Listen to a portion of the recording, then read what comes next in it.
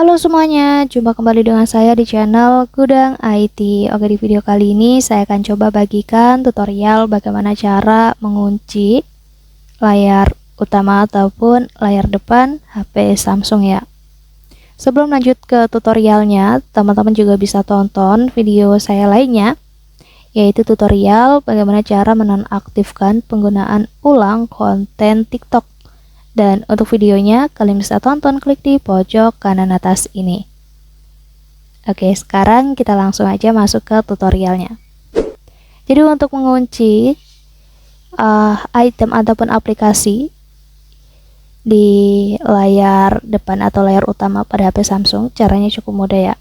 Jadi ketika layar sudah dikunci, layar utama Samsungnya itu sudah dikunci, kita tidak bisa memindahkan posisi dari setiap aplikasi ya. Nah, begitu kita mencoba untuk memindahkan, nanti akan muncul notif seperti ini. Tata letak layar depan dikunci.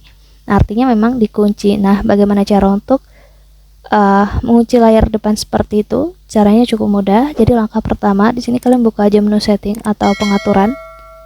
Dan nanti di halaman pengaturannya, kita scroll aja ke bawah, kita pilih yang opsi menu layar depan di sini ya. Lalu nanti kalian aktifkan aja di bagian kunci tata letak layar depannya. Di sini kita aktifkan. Untuk yang masih belum aktif, kalian aktifkan dengan cara klik atau tap aja seperti ini. Dan nanti di sini fungsinya supaya bisa mencegah agar aplikasi yang ada di layar utama atau layar depan HP Samsung kalian itu tidak terhapus atau bahkan berpindah posisi dengan sendirinya ya, tanpa kita sadari.